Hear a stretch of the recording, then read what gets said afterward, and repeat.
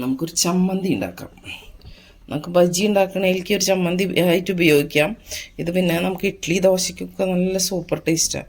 ഒരു ദിവസം അരച്ച് വെച്ച് കഴിഞ്ഞാൽ അടുത്ത ദിവസം യൂസ് ചെയ്യാൻ വേണമെങ്കിൽ അങ്ങനെ ഒരു കേടും വലിയ നല്ല ടേസ്റ്റായിട്ട് ഉപയോഗിക്കാൻ പറ്റുന്ന ഒരു സ്പെഷ്യൽ ചമ്മന്തിയുടെ റെസിപ്പിയാണ് കേട്ടോ. അത് കാണിച്ചു തരാം. അതിലേക്ക് ഒരു സബോള അരിഞ്ഞതുണ്ട്, ഒരു 5-6 ചെറിയ ഉള്ളി ഉണ്ട്, പിന്നെ കുറച്ച് കറിവേപ്പിലുണ്ട്, 4 നല്ല നാടൻ പച്ചമുളകുണ്ട്, ഒരു ചെറിയ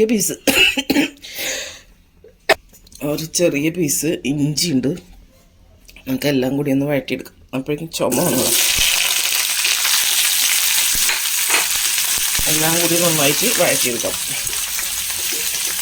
ഭയങ്കരമായിട്ട് ഇങ്ങനെ ബ്രൗൺ കളർ ആവുമൊന്നും വേണ്ട, ഒന്ന് വഴണ്ട് വന്നാൽ മതി. നമ്മുടെ ഉള്ളിയൊക്കെ ഒരുവിധം വാടി വന്നിട്ടുണ്ട്. ഇനി നമുക്ക് ഇതിലേക്ക് പൊട്ടുകടല, ഇത്രയ്ക്ക് പൊട്ടുകടല ഇട്ടു. ആവശ്യത്തിന് ഉപ്പിടാം. കല്ലുപ്പാണ് കേട്ടോ ഇടുന്നത്. ഓരങ്ങി നോക്കിയിട്ടിടാം. അതും കൂടി ഇട്ടിട്ടൊന്ന് വഴറ്റി കൊടുക്കാം. നമ്മൾ എരിവിന് പച്ചമുളക് ഇട്ടിട്ടുണ്ട്, 4 പച്ചമുളക് ഇട്ടിട്ടുണ്ട്. ഇനി നമുക്ക് ഇതിന് കളറിന് വേണ്ടിയിട്ട് കുറച്ച് കാശ്മീരി ചില്ലി പൗഡർ ഇടാം.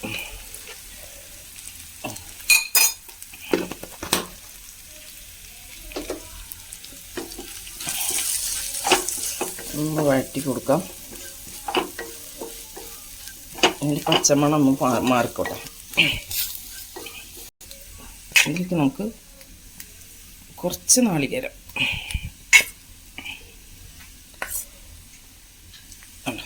അത്ര മതി, നാളികേരം ഇട്ട് കൊടുക്കാം. അതും കൂടി ചേർത്തൊന്ന് വഴറ്റി കൊടുക്കാം.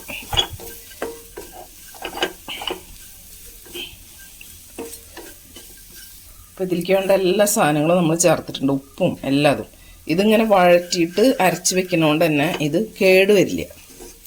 അപ്പോൾ ഇന്ന് അരച്ച് കഴിഞ്ഞാൽ നമുക്ക് നാളെ വേണമെങ്കിൽ യൂസ് ചെയ്യാം. ഫ്രിഡ്ജിൽ വെച്ചില്ലെങ്കിലും കേടാവില്ല. അപ്പോൾ നമുക്കിത് ചൂടാറുമ്പോൾ ഗ്യാസ് ഓഫ് ചെയ്യാം. ചൂടാറുമ്പോൾ അരച്ചെടുക്കാം.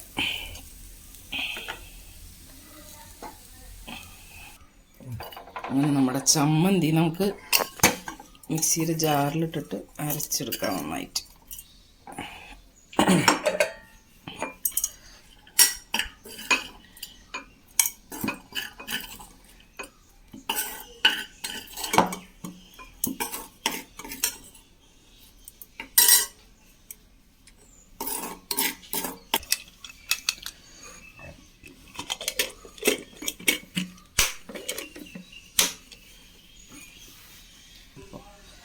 അങ്ങനെ നമ്മുടെ ടേസ്റ്റി ചമ്മന്തി റെഡിയായി. ഇതരയ്ക്കുമ്പോൾ ചെറിയ വെള്ളം നനവ് കുറവ് തോന്നുകയാണെങ്കിൽ തിളപ്പിച്ചാറിയ വെള്ളം ഒരു 2 സ്പൂണ് ചേർക്കാം കേട്ടോ. അങ്ങനെ അരച്ചെടുക്കാം കേട്ടോ. നല്ല ടേസ്റ്റി ചമ്മന്തിയാണ്.